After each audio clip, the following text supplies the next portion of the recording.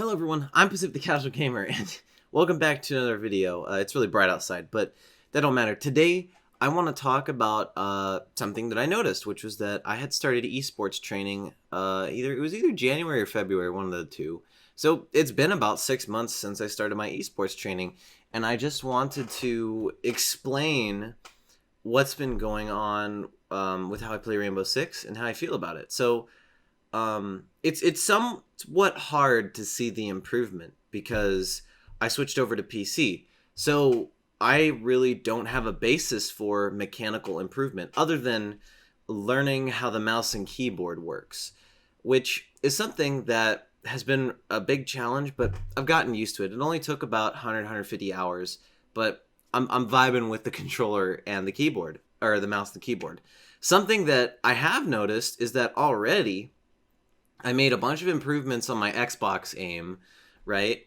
And I'm almost up to that point on the mouse and keyboard. I'm going to guess around 2 to 300 hours is when I'm for sure going to have my Xbox aim back, which that to me is pretty good considering I spent like 1 to 2,000 hours, somewhere around there, on the Xbox, plus all the hours I spent before I started playing Siege on games like Call of Duty doing quickscoping. So I'm really, really excited and I'm really happy about my aim on PC.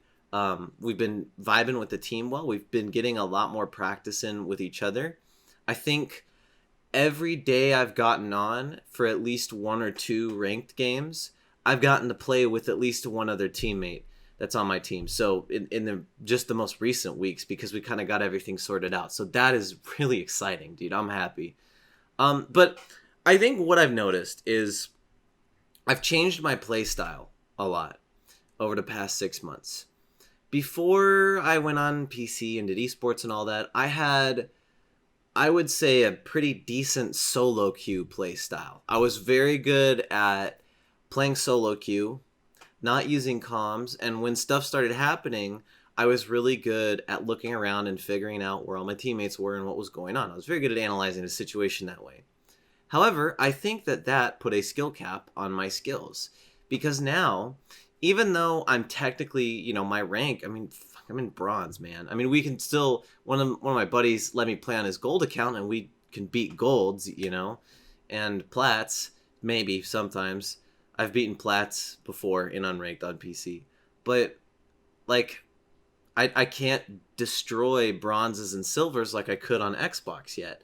And I think that's because just PC's different than Xbox, Like, I've said this in a couple videos. Different angles, different ways of swinging, stuff like that. So I'm getting used to the shift. But I know a lot more about Siege. That is the big thing, is I know a lot more about Siege, and my mindset's a lot different, right? Recently, I would say probably the past, I don't know, 3 or 4 weeks of playing Rainbow Six, my mind hasn't exactly been in the best spot for playing the game. I don't know what it is. It could be just one of those ruts where I'm not learning as fast and I'm not focusing on learning.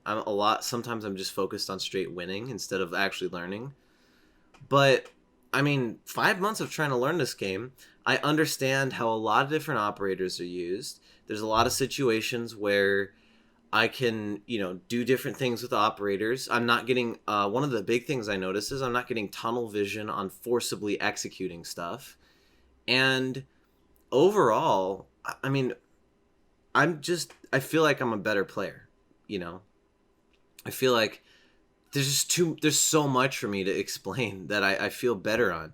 Like callouts, comms, I'm really kind of becoming a better support and flex player than I have been before, because in solo queue and stuff, I kind of played that Mozzie, sometimes a little bit of Valk, and then Buck on attack in solo queue or Gridlock. But now, with all of that solo queue knowledge inside of me, the knowledge of the solo queue master, I can really start to hone in on my droning skills and my intel gathering skills.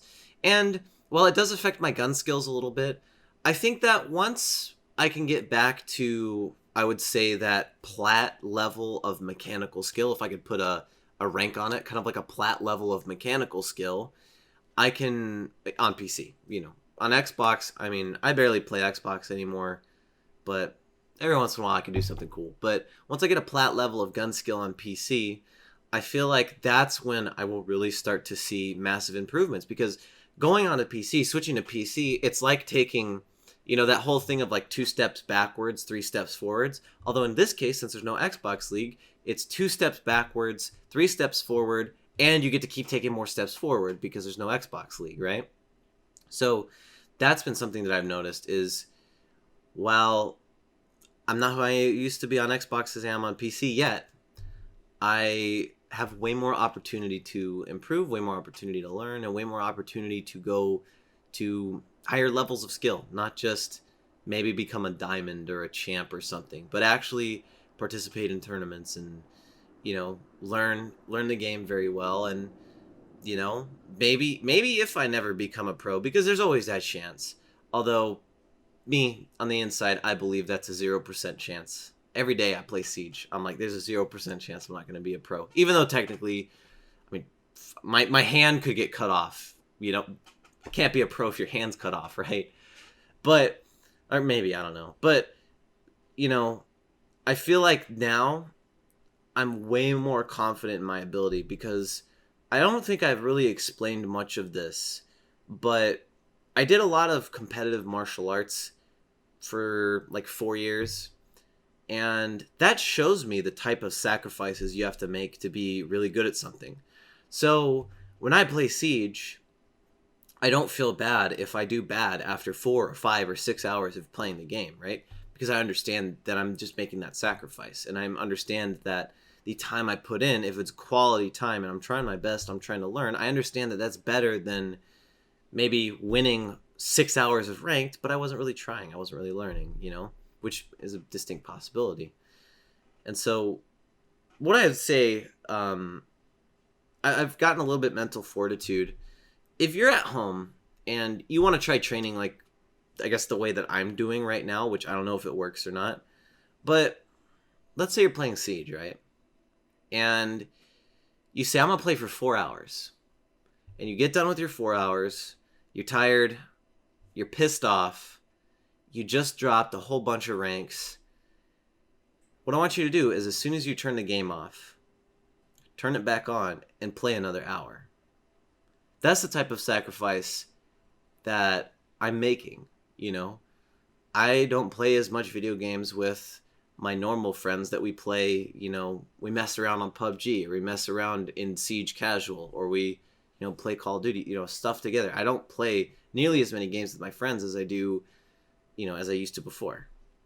I don't watch as much YouTube as I used to before. In fact, another thing you can do is, next time you're on your phone at home, if you see a YouTube video, tap on it. What I want you to do is look at how long that YouTube video is, close it, and go play Siege for that amount of time without watching anything, nothing in the background. Do things like that, and you'll understand, I think, at least the types of sacrifices that I'm making, and it just I feel like it makes me respect the pro players a lot more, right? Because I haven't, I understand when it comes to a physical sport, doing it when you wake up and you feel like complete trash, but you got to go do your sport. I don't think I really understood it with video games, but now I'm really starting to understand it with video games too. And I have a lot of respect for people, who say let's say they want to go pro, and they are making that sacrifice. It's scary, right? It's scary right now because I'm making that sacrifice, but there's zero return on it, other than I see my own personal skill going up. But it's not like I haven't been picked up on a team yet. It's not like I'm making money off it. I mean, I'm making YouTube videos, but I would be doing that anyways, right? So it's scary to dedicate this much time to a single thing without knowing if there's going to be a return. Because I understand, great example, my video editing business.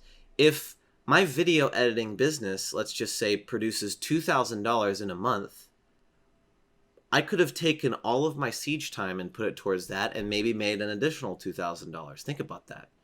But instead, I'm playing on a game that's giving me $0. right? That's just the money part of it. Not to mention, playing a game when you're pissed off and you don't want to play it is really, really hard to do. And it's hard to snap into learning mode like that.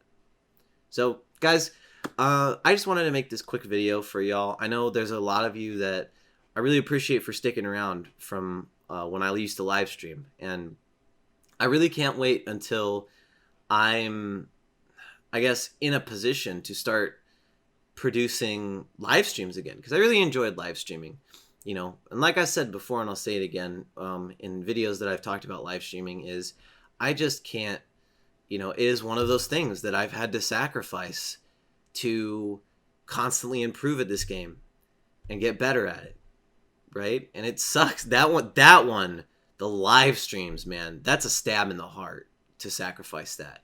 I was watching the 6on6 podcast, and this guy named Bosco was being interviewed. Same thing with him. You know, it sucks, but that's just some of the sacrifices. Guys, that's all I have for this video that I wanted to make for y'all. If you enjoyed, let me know in the comments below. If you would like to support the channel, there's Amazon affiliate links in the description. You can buy the mouse that I use, and if you buy it, it sends me part of what you spent. So, I'm Pacific the Casual Gamer. I suck just as bad as you do at video games, and I'll see you guys in the next one.